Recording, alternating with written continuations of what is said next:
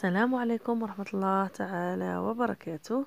دائما عود واخوة آية. اليوم إن شاء الله كنجدد بكم الترحاب. كنقول الناس اللي انضموا لنا مرحبا ومئة ألف مرحبا بكم.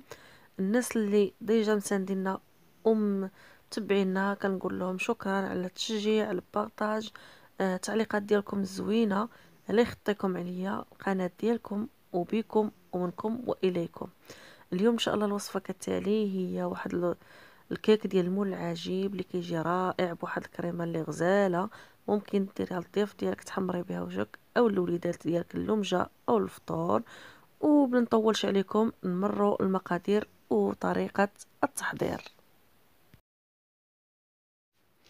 على بركه الله. واليوم كمقادير ان شاء الله غادي نستعملوا هاد الكيكه ديال هاد المول العجيب. غادي نستعملوا لها مقادير اللي هي بسيطه ومقادير الكيك العادي اللي كنعتمدوها كل يوم. بالنسبه لهذا الكيك انا اليوم رتأيت انني نديرها بالليمون بما انه عصير البرتقال عندي موجود. ممكن تستعملوها كيف العاده الكيك ديالنا، اما بالماء والفاني او الماء والعصير الحامض او بالحليب او بالقهوه سريعه الذوبان. الا كنا نديروها بالشوكولا او بالحليب قلت مشروب غازي. يعني بزاف الاستعمالات. كمقادير ومقادير بسيطه ديال الكيك اليومي العادي. هنا عندي انا كنستعمل في العاده 3 البيضات، بما انه البيض هنا صغير درت 4 البيضات.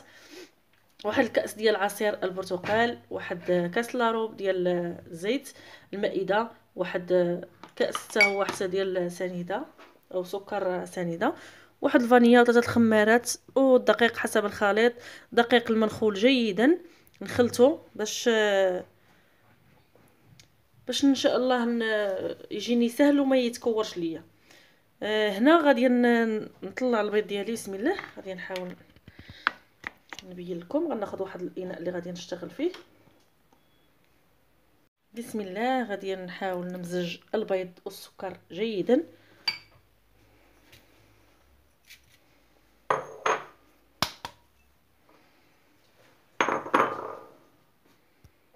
غادي نزيد واحد الرشه ديال الملح. بسم الله.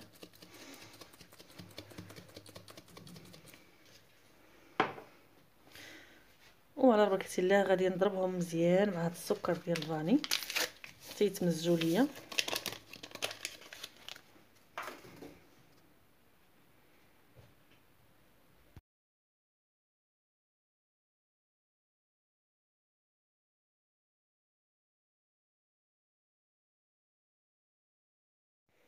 وهنا حبيباتي نقصت لكم الصوت باش ما نزعجكمش بالصوت ديال الخلاط الكهربائي. نمزجوه جيدا شويه حتى نشوفوا الحجم الضعف ونكملوا ان شاء الله. وهنا في هذه الاثناء غادي نستعمل هذا الخلاط العادي. كما كتشوفوا راه ما خليتش حتى طلع يولي ابيض ويضعف بزاف، لان انا ما محتاجاش الجينواز، محتاجه الكيك عادي. غادي نضيف هذا العصير الليمون، غادي نضيف هذا الكاس ديال الزيت،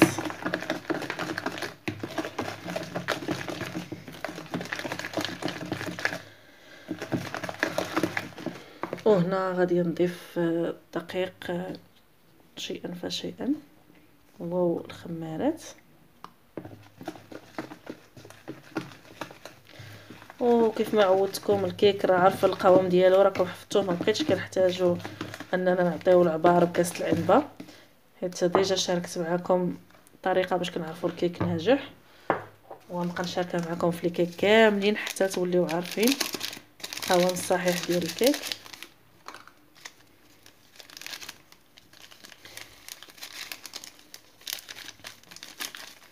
انا راه عندي المول هنا كبير واكبر حجم، حيت هو فيه احجام. اذا كان المول صغير تقتصروا غير على 2 بيضات و2 خمارات راه غتجيكم زوينه. غادي ندير معكم واحد الكريمه ان شاء الله اللي حتى هي رائعه.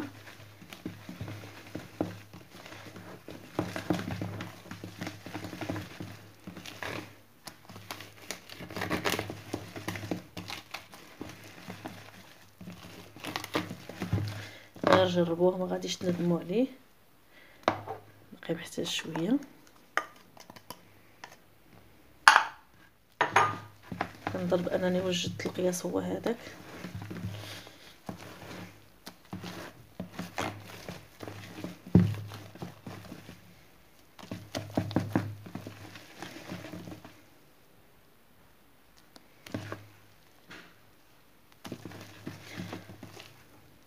القوام هو هذا القوام الصحيح، هو فاش كنكتبوا رقم 8 وكيتكتب معنا، كيبقى حتى كيتكتب معنا. الاضافه الاخيره اللي غادي نضيفو وهي الخل، قطرات ديال الخل. نضيفو هاد القطرات، هاد القياس ديال ملعقه صغيره.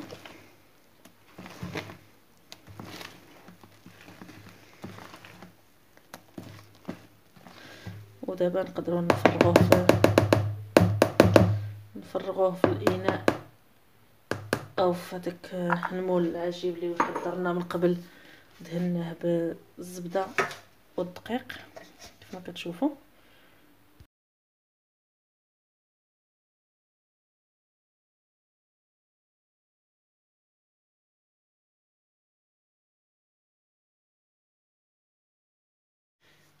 والان الكيكه ديالي ما خرجات من الفران، جات على هذا الشكل. غنحاول بعدا قلبتها بهاد الكيردون كتشوفوا هي خرجات ناشفه. سمحوا لي المقطع اللي ندير القوام ديال العجين في المول لقيته محذوف، ما عرفتش، ما تصورش ليا، ما عرفتش علاش. على انا اللي كنت كنصور حساب لي كاميرا كتصور، لقيته ما كيصورش. هي محلوله. غادي نقلبوا عندي واحد الخشبه بحال هكذا كنستعن بها.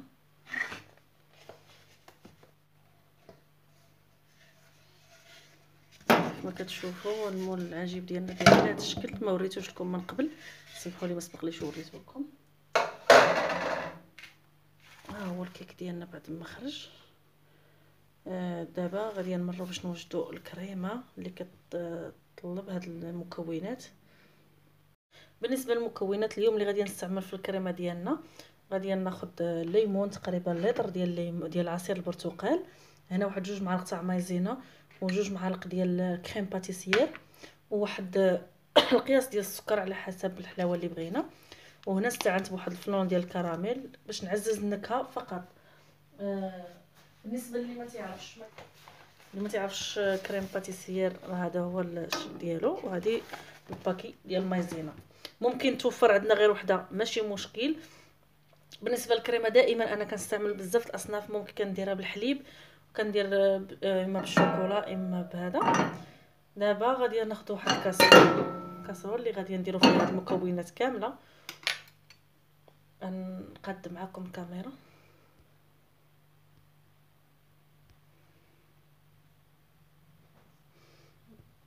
هنا غادي ندير واحد النار، نحاول انها تكون نار مهيله. بسم الله. غادي نضيف هذا العصير ديال البرتقال، غادي نضيف له كيف ما سبق لي وقلت هاد المكونات كامله، ونبقى نحرك تحريك طفيف.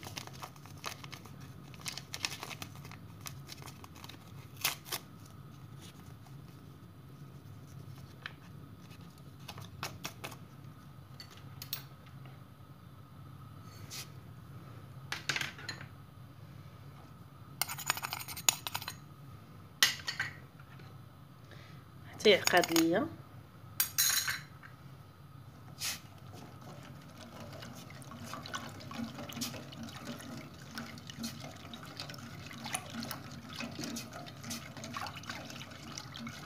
خاصني في الاول نحرك باش ما هاد الكويرات ما يبقاوش قبل ما بدا يسخن ليا، يغلى ليا هاد العصير ديال البرتقال. صافي دابا ممكن نخليه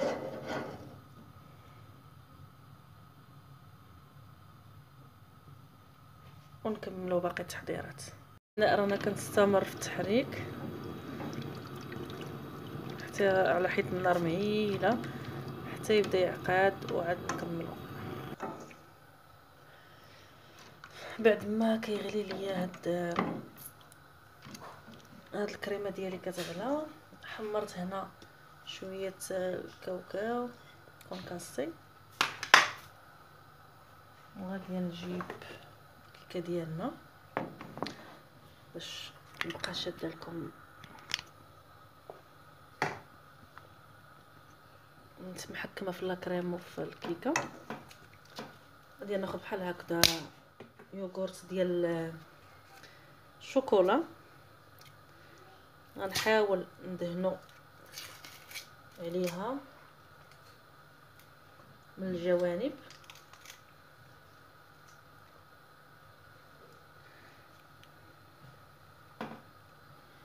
باش نوضع فوقهم هذاك بهذه الطريقه. هنا كنشوف انا بدات كتعقد ليا الكريمه مع الجوانب، كنحركها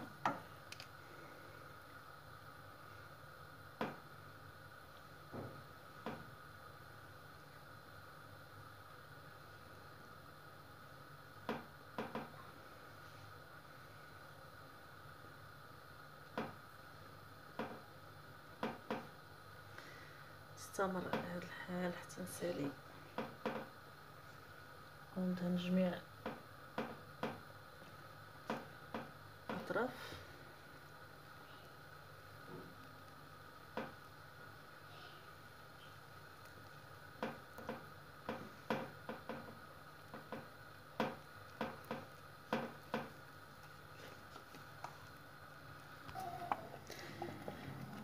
كما كتشوفوا الكريمه ديالنا بدات عقدت لينا، هذا هو القوام الصحيح خاصها تكون عليه. هاد الاثناء غادي نطفي النار، ما خصنيش نتعطل،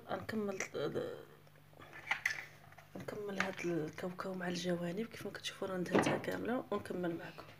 الان بعد ما زينت الجوانب الكريمه ديالنا بقات على هذا الشكل، نحاول نملأ. بسم الله.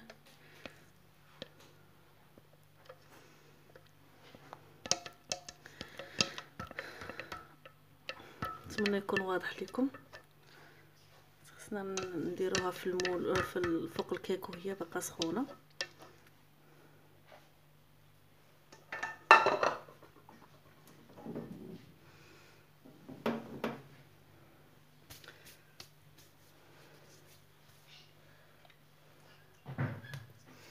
غادي ناخذ واحد السورانك اللي دائما نخليها الحلويات، وغادي نملأها بهاد اليوغورت ديال الشوكولا، وغادي ندير بها خطوط على هذا الشكل. نتمنى تكون الصوره واضحه لكم. غنكملوا تتموا.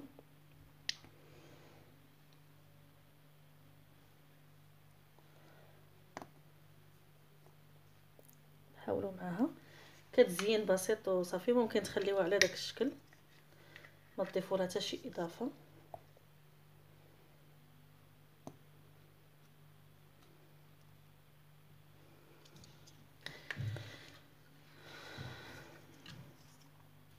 استمروا.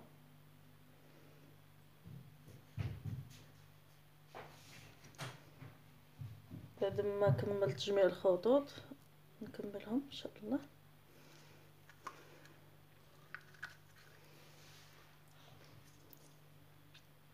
والان بعد ما درت هاد الخطوط البسيطه خديت هنا واحد الكيردون. بسم الله. غادي نحاول، خصكم ديروها قبل ما تجمد، لان كنشوف بان الكريمه ديالي جمدات ولو ما عطينيش الشكل اللي انا باغيه، لانها جمدات.